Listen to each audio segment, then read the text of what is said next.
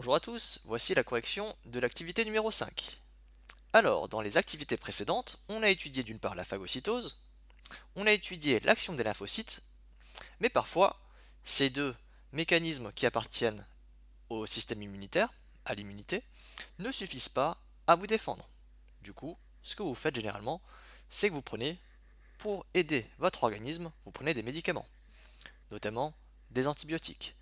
Et cette activité cherchait à vous sensibiliser sur l'usage de ces antibiotiques. Donc vous aviez différents documents qui étaient là, et vous commenciez par un premier spot dont le slogan est de vous dire que les antibiotiques, c'est pas automatique. Et l'idée c'était de discuter de ce slogan. Alors, on commençait par un tout premier document, document 1. Je vais reprendre le diapo. Tac. Pardon, avant, vous aviez le titre. Petit 3, aider l'organisme à lutter contre certains micro-organismes, l'utilisation des antibiotiques. Donc vous aviez ce premier document qu'on va un peu commenter. Ce document vous présentait les différences entre bactéries et virus, et voici les points que j'ai surlignés et qui me paraissaient importants. Alors, les bactéries, ce sont des organismes unicellulaires, donc composés d'une seule cellule, et qui possèdent une paroi et qui n'ont pas de noyau. D'accord? Leur information génétique est libre dans la cellule. Elle n'est pas enfermée dans un noyau. En termes de taille, la bactérie fait environ 1 micromètre. Les virus, il s'agit d'un agent infectieux 20 fois plus petit qu'une bactérie et ils ont besoin d'une cellule hôte à parasiter pour se multiplier. D'accord? Les virus sont des organismes qui ont besoin d'une autre cellule qu'ils vont parasiter pour se multiplier, alors que la bactérie peut se multiplier toute seule. Grosse différence. Voilà. Donc dans un premier document, je vous demandais de décrire l'effet des deux antibiotiques sur les différents pathogènes. Est-ce que les antibiotiques sont efficaces contre toutes les bactéries et les virus? Donc vous deviez travailler sur ce document numéro 2. Encore une fois, j'ai surligné ce qui me paraissait dans un premier temps important dans le texte. Alors, dans ce document, on travaillait sur deux antibiotiques, la pénicilline et l'azithromycine. Et on voulait tester leur effet sur différents pathogènes. Ce que vous deviez retenir du texte, c'est qu'il existe plusieurs souches d'une même bactérie. Par exemple, la bactérie Streptocoque existe avec une souche A, une souche B et une souche C. On sait de plus qu'il existe des bactéries qui sont dites multirésistantes parce qu'elles résistent à plusieurs antibiotiques à la fois. Enfin, une note qui va concerner les virus. Dans le graphique, vous aviez l'exemple en orange de l'adénovirus, mais cette courbe ici va être la même pour l'ensemble des virus et quel que soit l'antibiotique utilisé. Voilà pour les informations importantes du texte. Maintenant, on va détailler le graphique. Ce graphique représente la quantité d'agents pathogènes en fonction du temps. On observe que sans traitement jusqu'à la 25e heure, c'est-à-dire jusqu'ici, de 0 à 25 heures, on se rend compte que la quantité d'agents pathogènes augmente pour chaque couche de streptocoque et pour l'adénovirus. On voit que de la 0 à la 25e heure, l'ensemble des courbes augmente, ce qui signifie que tous les streptocoques et l'adénovirus ou tous les autres virus sans traitement, leur quantité augmente. À la 25e heure, lorsqu'on ajoute de la pénicilline, on observe que seule une seule courbe est impactée.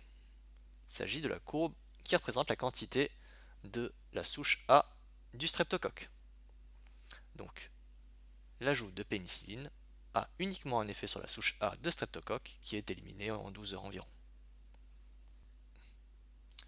Ensuite, lorsqu'on observe ce qui se passe ici, à la 40e heure, lorsqu'on injecte l'azithromycine, on se rend compte encore une fois qu'il n'y a qu'une seule courbe qui est impactée, la courbe violette qui correspond à la souche B du streptocoque. D'accord? Donc, c'est ce que j'ai écrit ici. L'ajout d'azithromycine à la 40e heure a uniquement un effet sur la souche B de streptocoque, dont la quantité diminue fortement dès l'injection. Ok? Qu'est-ce qu'on remarque d'autre? On remarque que, ici, la courbe verte qui représente la souche C du streptocoque, ainsi que la courbe orange pour l'adénovirus, continue à progresser. Donc, c'est le quatrième point. Les quantités de streptocoque souche C et d'adénovirus continuent d'augmenter malgré les injections. Qu'est-ce qu'on en déduit? On en déduit que les antibiotiques ne sont pas efficaces contre toutes les bactéries. Ici, pénicilline n'agit que contre la souche A du streptocoque. L'azithromycine ici n'agit que contre la souche B du streptocoque. Donc, les antibiotiques ne sont pas efficaces contre toutes les bactéries. Deuxième chose qu'on remarque, et comme l'a dit le texte, on peut en déduire que les antibiotiques n'ont pas d'effet d'une part sur l'adénovirus, mais dans le texte on a dit que c'était pareil pour l'ensemble des virus. D'accord? L'ensemble des virus vont suivre la courbe de l'adénovirus, quel que soit l'antibiotique utilisé. Ce qu'on peut en déduire, c'est que les antibiotiques n'ont pas d'effet sur les virus. Voilà, je reprends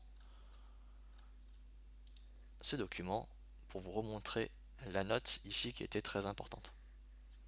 Donc, quel que soit le virus, la courbe sera similaire à celle de l'adénovirus, et quel que soit l'antibiotique utilisé, ce qui signifie que quel que soit l'antibiotique utilisé, on aura une progression de ce style-là, où rien ne va l'arrêter, entre guillemets.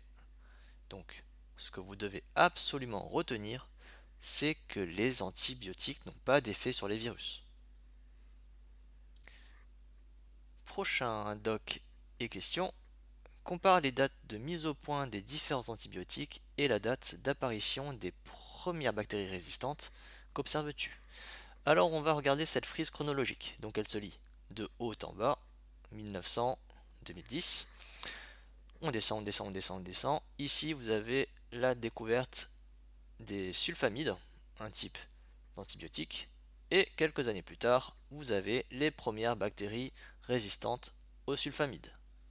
Ensuite, un peu plus tard on descend encore, découverte de la pénicilline. Et quelques années après, pif, première bactérie résistante à la pénicilline. Ensuite, découverte de la tétracycline. Quelques années plus tard, première bactérie résistante à la tétracycline. Ici, après 1960, découverte de l'ampicilline. Quelques années plus tard, première bactérie résistante à l'ampicilline, etc., etc. Qu'est-ce qu'on remarque? On remarque que l'apparition des bactéries résistantes à un antibiotique spécifique se fait très rapidement après la mise en service de l'antibiotique. Et il n'y a pas d'exception. Donc, à chaque fois qu'on découvre un antibiotique, juste après, il y a des bactéries résistantes qui apparaissent. Et c'est systématique. Ensuite, document 4. Alors, ce document 4, vous parlez des maladies nosocomiales, c'est-à-dire des maladies que l'on attrape à l'hôpital. C'est le terme pour désigner les maladies que l'on attrape à l'hôpital. Alors, la question 3. L'augmentation progressive de la résistance des bactéries pose un problème pour les médecins. Lequel? Alors, on apprend dans ce document qu'on assiste à un événement assez particulier, c'est que on observe une augmentation de la résistance des bactéries de façon très importante. D'accord? Et on arrive à une limite où il n'y a plus d'antibiotiques disponibles pour traiter les infections causées par ces bactéries qui sont de plus en plus résistantes. D'accord? On arrive à un point critique où il y a très peu d'antibiotiques disponibles qui permettent de traiter, de lutter contre ces bactéries très résistantes. Mais la question qu'on va se poser, c'est de savoir, d'où est-ce qu'elle vient cette résistance? D'où le document 5, qui traitait de l'origine de la résistance aux antibiotiques. Alors, question 5, explique le lien qui existe entre l'utilisation inadaptée d'antibiotiques et l'augmentation de la proportion de bactéries résistantes. Alors, on va reprendre le petit dessin. Ici, là, vous avez en vert des bactéries qui sont sensibles à l'antibiotique. Et au hasard, une de ces bactéries peut présenter une mutation. D'accord? Révision du début de l'année de troisième. Au niveau de votre information génétique, au niveau de votre ADN, les gènes peuvent subir des mutations spontanées, aléatoires. Et parfois, il y a des mutations qui peuvent se faire et qui peuvent entraîner une résistance à un antibiotique, au hasard. D'accord? Lorsqu'on va ajouter des antibiotiques, on va principalement éliminer ici les bactéries qui sont vertes. Du coup, au sein de la population, vous aurez plus de bactéries rouges qui vont se développer jusqu'à devenir majoritaires au sein de la population. D'accord? En absence d'antibiotiques, ce qui se passe, c'est que votre bactérie rouge, qui a une résistance, elle va évoluer en présence des bactéries vertes qui, elles, vont continuer à se multiplier. D'accord? En termes de proportion, ces bactéries rouges vont se noyer, entre guillemets, dans la population de bactéries vertes. Donc du coup, elle sera moins présente, moins représentée, en l'absence d'antibiotiques. D'accord? Je reprends mes réponses. C'est ce qu'on m'a dit. Au hasard, une bactérie peut devenir résistante à un antibiotique suite à une mutation. En présence d'antibiotiques, ici, seules les bactéries non résistantes sont éliminées, donc les vertes. On observe donc au cours du temps et des divisions un changement dans la répartition des populations. C'est ce que je vous ai dit. Les bactéries résistantes deviennent majoritaires dans les populations de bactéries qui sont en présence d'antibiotiques. Qu'est-ce que cela signifie? Imaginez un usage massif d'antibiotiques qui sont utilisés de façon inadéquate. D'accord? Si ça ne va pas concerner que vous, mais l'ensemble de la population. Ce qui va se passer, c'est que les bactéries qui vont être favorisées, ce sera les bactéries résistantes. On va éliminer l'ensemble des bactéries non résistantes et ce qui va rester, c'est ces bactéries résistantes. Du coup, celles-ci vont devenir majoritaires dans la population de bactéries et nos anciens antibiotiques, on pourra juste les jeter à la poubelle parce qu'ils ne serviront plus à rien. D'accord? Si je résume grossièrement.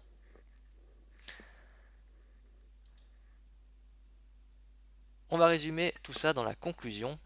Question 5. Sous la forme d'un bilan, justifie le slogan "Les antibiotiques, c'est pas automatique". Pourquoi est-ce que les antibiotiques, c'est pas automatique? D'une part, les antibiotiques sont des médicaments qui tuent uniquement les bactéries. Ils n'ont pas d'effet sur les virus et ils n'ont pas d'effet sur les champignons. Première raison. Deuxième raison, une mauvaise utilisation des antibiotiques favorise la sélection des bactéries résistantes aux antibiotiques, qui viennent alors de plus en plus nombreuses jusqu'à devenir majoritaires. D'accord? Quand je parle de mauvaise utilisation, c'est soit une utilisation trop fréquente et sans raison médicale suffisante. Troisième raison, pour préserver le plus longtemps possible l'efficacité de ces antibiotiques, il faut réduire leur consommation au juste nécessaire pour justement ne pas favoriser ce phénomène de sélection de bactéries résistantes. Voilà. Si vous avez des questions, n'hésitez pas à me les poser soit par mail, soit via l'ENT. Passez une bonne journée, prenez soin de vous et à bientôt.